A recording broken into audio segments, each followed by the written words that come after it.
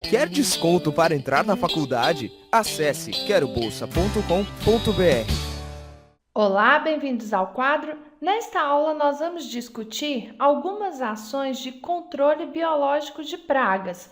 Vocês também podem encontrar nos livros e nas provas combate biológico de pragas. Combate no sentido de eliminar as pragas e controle no sentido mesmo de reduzir. Então, qual é o principal objetivo do controle biológico? Reduzir a população da espécie que é uma praga. Visando o quê? Visando reduzir os problemas que são provocados por essas pragas.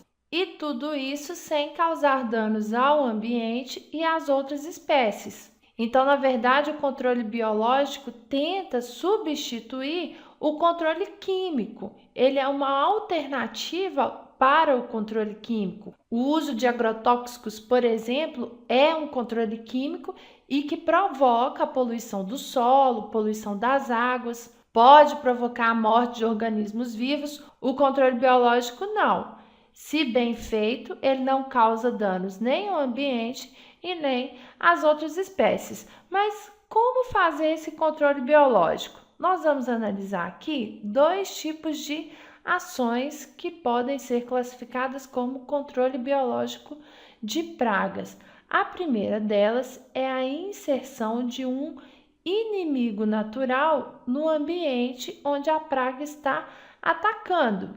Esse inimigo natural pode ser, por exemplo, uma espécie predadora ou ainda uma espécie parasita da praga. Como a inserção de um predador ou de um parasita vai diminuir a população de pragas? Bom, o predador, ele vai atacar a praga porque a praga é alimento para ele. Um exemplo bem comum é a inserção de joaninhas em plantações que estão sendo atacadas por pulgões.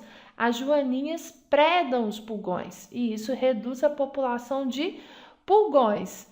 E o parasita? O parasita também vai atacar a praga e vai ser utilizado um parasita que provoca a morte dessa praga. Por exemplo, no combate a algumas espécies de lagartas são utilizados vírus que contaminam e matam essas lagartas. Uma outra ação é a inserção de machos estéreis no ambiente, machos que são da própria espécie da praga.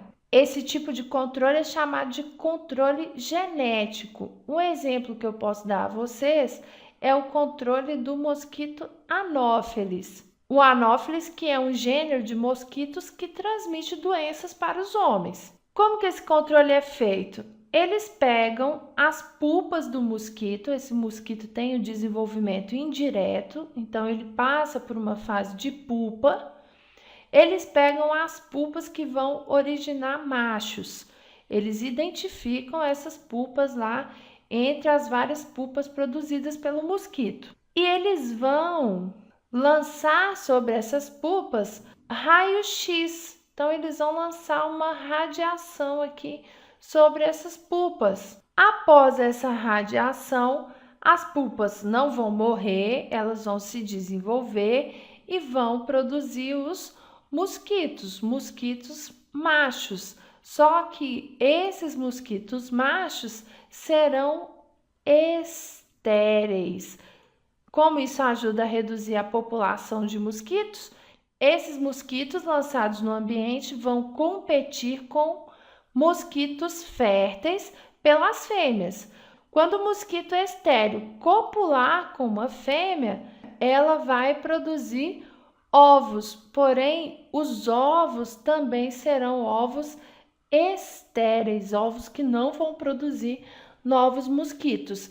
E assim, ao longo do tempo, a população de mosquitos naquele ambiente vai reduzir. E vocês podem observar que nesse sistema também não há prejuízos nem para o ambiente e nem para outras espécies. Mas, reforçando um comentário anterior, o controle biológico de pragas deve ser feito baseado em um estudo minucioso buscando entender o comportamento das espécies envolvidas, principalmente se a espécie que for utilizada para o controle for uma espécie exótica.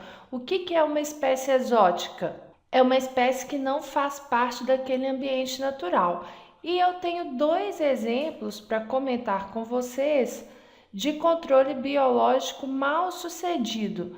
Os dois casos aconteceram na Austrália. No primeiro caso, em 1858, os australianos utilizaram coelhos para o controle biológico de ervas daninhas.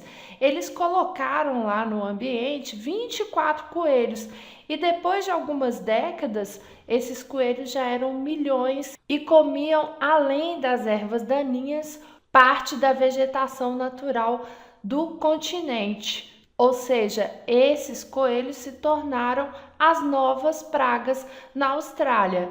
Para controlar os coelhos, eles inseriram então em 1950 um vírus, mas esse vírus selecionou coelhos resistentes e não foi possível eliminar a população de coelhos, mas foi possível o controle dessa população.